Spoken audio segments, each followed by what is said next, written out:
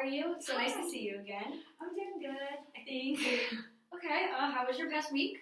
It was good. I went to New York for a seminar. I met my professor there, had a good time. I worked Sunday morning. I actually got sitting council at my job. And I know it's like basically one step below getting written up, and I've never been written up in my job ever before. Well, why did that happen? Apparently, they said that I acted unprofessional because I refused to make mimosas, and it was basically hearsay from servers, and the manager actually never came up to me and asked me if that's what I said, because I did not say that. I said, I can't make you mimosas because I don't have any mimosa glasses. I need you guys to get the mimosa glasses off the table, the dirty ones. And that got twisted around, and I don't think the manager was very professional. Okay. How did you, besides the unprofessional, how did you feel like emotionally about that? Oh my gosh. It was a lot because first off, the second manager came in at 2 o'clock, I guess spoke to the current manager that was there that never said anything to me. And then that second manager came up to me and was like, listen, before you leave, we're going to have to sit down and talk in the office. Anxiety, just through the roof. Of course. I'm like, what the hell did I do? I don't know what it is about work. If it's like the way I was brought up with my family, I always give it my all at work. 100, no matter how tired I am, I always give it my all. So I was scared about what they were going to say. I was worried about if I offended somebody. And then 30 minutes later, I said to the second manager that had just come in, I'm like, I have like a lot of anxiety. Like, am I going to get written up? And he's like, we'll talk about it. And that didn't help me either. So the only thoughts that were running through my head is, I'm getting written up. I did something wrong. I'm going to get fired. So those are called automatic thoughts. So it's just your natural reaction to whatever you think the situation is. And then most of the time it ends up being a lot worse than what actually happened. So you said that it was just about the mimosa thing. Yeah, well, it was a sit-in council. They just really wanted to talk to me about it. But the thing is that I don't even think that's legal. A manager can't sit down and talk to me or try and counsel me on a situation that they didn't even witness. So it was just really, it just made me feel like angry. I'm like, you're my manager, so if somebody said that to you, then why wouldn't you come to me and ask me if that happened? And her response was, well, I was really busy, but you should have came to me to see if we needed mimosa glasses. And part of me was like, well, if you were too busy to come to me and see if they were, what they were saying was true, how do you think I was not busy enough? Like, I was just had all this leisure time on me to go and find you and ask you that. So it just felt like she was being unfair and like just picking on me in a way. Okay, so it seems like this situation caused you to feel a lot of different emotions. What was the outcome? Did they say anything? I had to sign a piece of paper that said that I was acting unprofessional. I made a executive decision to stop making mimosas for guests. And I was honest. I said, this isn't what happened. I don't agree with what's written on this paper, and I know my position. I'm not a manager. I'm not going to make that decision. I don't want to keep talking about that because it feels very stupid to me. But I gave her my opinions about it, and it wasn't even like she could just change. She literally could just change it. We were talking about it. You don't write it up before we talk about it. You know what I'm saying? How are you coaching and counseling something that you didn't talk to me about, but you already wrote it down on this piece of paper and I have to sign it now? Something that I don't agree with. But at the end of the day, I was going to talk myself in circles with her because she is one of those people that thinks that she's always right. So I bowed down to her because she is my manager and this is a job and I do need the money. Okay, well, first thing, it's not stupid if you're feeling that many emotions about it. Second, it's hard because when someone is in that position of authority and they like upset you and you feel like they're not in the right, you can't necessarily do. It's not like a person that I'm talking to, like a friend, where I can like kind of correct them. Yeah, you can't. I mean, there's something you probably could do, but there isn't. You have to like kind of step back a little bit. Yeah, and I'm not really. And that's frustrating. And it's definitely because recently in our sessions, we've been talking about like me having a voice, and I know that we talked about like working past homework, how like I need to talk and say and vocalize what I need. And when it comes to like positions of power, so somebody that's in the position of power over me, it's like, how can I really express what I want and need when it's like somebody's telling me that I did something wrong? I have to bow down, you know? Yeah, and that's always tough, but the thing you can do is change how you think about the situation. Now, you obviously expressed that you were angry, you have negative feelings towards the situation. But what you can do is, you know, flip that a little bit and think, well, this situation, I'm not going to be able to really change it. It's kind of just, it is what it is. It sucks. But it's just the way things are. So if you change your thinking a little bit and try to... But how do I do that in the moment? In the moment I'm so worked up, you know, and I'm like freaking out in my head. And I think it's okay in the moment to feel those emotions. I mean, you definitely can do some coping mechanisms to feel them a little bit less, but it's okay to let yourself feel emotions as a reaction to a situation as long as they are not too extreme. Have you tried any coping mechanisms, like breathing or meditation? I guess I just don't really, if I have coping mechanisms, because I feel like everybody has them, I guess I just don't really know what they are. Like in that moment, I guess I'm just, my coping mechanism is just talking to everybody around me and making sure I'm not crazy, you know? That's understandable. So something you can do in the moment is try, when you notice you're getting worked up like that, try and calm yourself down. Even if it's not going to affect the situation between you and your manager, like how you guys communicate, it'll still make you feel better, and you'll be calmer, and you might be able to communicate with that person better. Breathing is definitely helpful. Meditation is good for just calming you down if you do it in the morning or before you go to bed. But what I've noticed, actually, one of the feelings that I noticed about the whole situation is the feeling of like feeling attacked. Like I felt very attacked, and like I didn't want to feel that way, and I've been like super trying to like see the positive light in everything. Like I always see positivity in everything. I really try to. But in that moment, it was just like I felt like she was attacking me, and I don't want to feel that way with anyone. I don't want to think that someone's out to get me, you know? And I don't know if it's because I'm too comfortable there, that like now I think that like I shouldn't be written up because I do my job very well, you know? And one of the thoughts that I had, and literally I said this out loud to somebody, if I get written up, which I didn't get written up, I just did a coaching council, but if I got written up, I said they better not ever ask me to ever pick up a shift or do anything extra for them again, because I'm going to say no.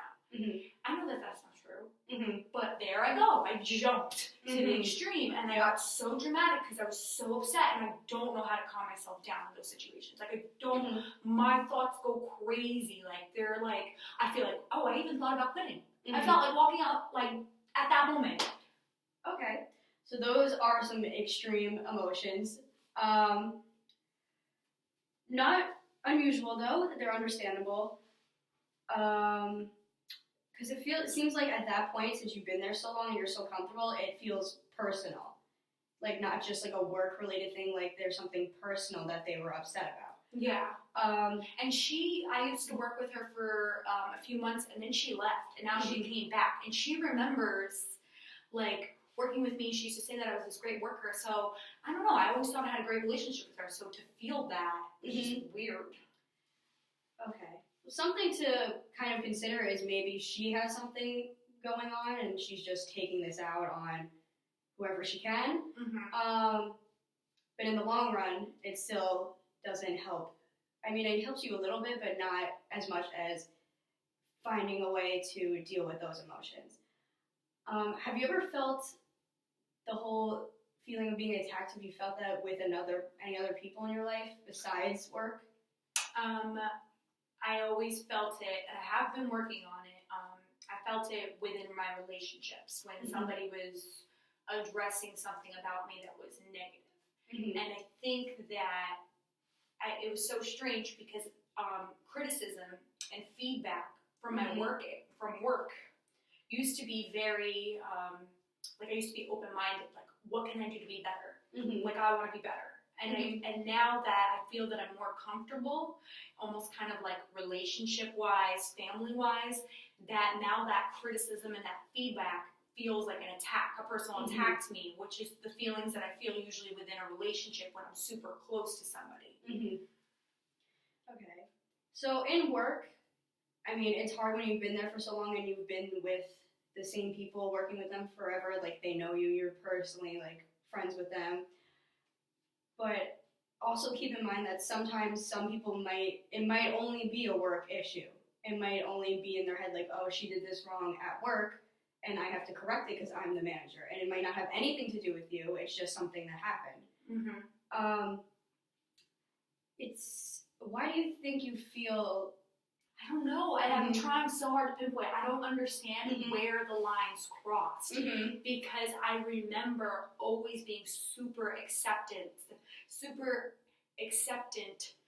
I personally wanted the criticism because I felt like it was going to better myself. But maybe it's the lack of respect now that certain things have gone down, and I have less respect for the people that I work for. I don't have that much respect for her. Earlier in the shift, I had gone there, and I asked her to clock me in because the systems are very messed up, and you need a manager to clock you in unless they unlock it and let everybody clock in. So she didn't do that, which is fine. I'm not annoyed with her about that, but I went to her and said, I need you to clock me in. Is there any... Let's take a step back. I go up to her. She's in the middle of a conversation. I'm respectful. I quietly wait until she's finished talking. She doesn't finish talking. She just doesn't acknowledge me at all. And then I finally interrupt her because she's not acknowledging that I'm standing right there waiting for her to finish her sentence or her conversation to ask me, like, hey, what's up? She's a manager. I'm an employee. And so finally I go, Christine, can you please clock me in? And doesn't say yes, sure, no problem. Ignores that I'm even saying anything. And continues her conversation. So basically I didn't speak is the way that it came off to me. Is that I wasn't speaking there, I was not there. And so finally I kind of like, obviously the speaking wasn't working, so I kind of just leaned in and like scrunched my face and was like this, like hello, like kind of like a little bit like this far away. And then she turns around, she gives me this look, and she's just like, I'll be there in a minute. And so I did get sassy back because I thought that was disrespectful. And so I think I realized that I don't have respect for her as much as I should, but because of the way she treats me, you know. So then I was like, well, there's people at the bar that would like to put food in, and I have their order, and I'm waiting on you to clock me in for that to happen. So I definitely think now talking about it with you, like I see why it's personal, because I feel like she treats me disrespectfully to begin with. And I actually originally thought that that was the reason why I was getting written up. I could definitely see the problem there with her. She's definitely being disrespectful, not exactly being professional as a manager. And then she expects me to sign a piece of paper that says that I was being unprofessional on a situation where it was a server telling her instead of her rectifying the problem. Like, don't wait 3 hours later to come to me. If you think it's that big of an issue for you to listen to the server say that I'm complaining about the mimosa glasses and I'm not willing to make them, come to me. And that's where I feel like maybe I'm like, I don't have that, I'm not reciprocate. That is the reason why. I don't want to reciprocate this is really helping. Thank you so much. I don't want to reciprocate anything she has to say to me because of the fact that she's so disrespectful to begin with. So how am I supposed to respect you? And how do you want me to have professional behavior when you don't have professional behavior? So it's an attack on me, I feel. Yeah. Definitely cool that we figured that out. Okay. So do you see her act that way with anybody else, or is it just like between you two, like the disrespect? I think it's just like what mood she's in. So it's just her personality. Yeah, like if she's going through something. Well, is she like in the highest manager positions or anyone above her? Yeah, John Cherry, which is the person that I texted throughout the 2 hours that I had to wait to sit down and counsel. I texted him and I said, hey, if I get written up, if I get written up, do I have to sign this piece of paper? He never responded. So then my anxiety went, it was his day off. I'm not upset with him. I have a lot of respect for him. He works many long hours. But because he didn't say, listen, do whatever, just let it go, I'll deal with it when I come in, to make me feel a little bit better, I think I would have calmed down. Because I didn't hear from him because it was his day off, he was probably with his family. It made me feel even more anxious because I didn't know what to do or if I was allowed to really respond the way that I wanted to respond and this, that, and the other, whatever.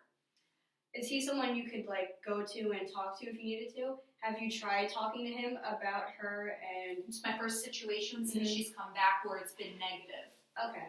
So I would definitely try and talk to him and be like, listen, I feel like I'm not being treated with respect here, and if I'm supposed to respect her, how can I do that when she's not doing the same for me? Yeah. Even though she's in a position higher than you, she still has to respect you as a person.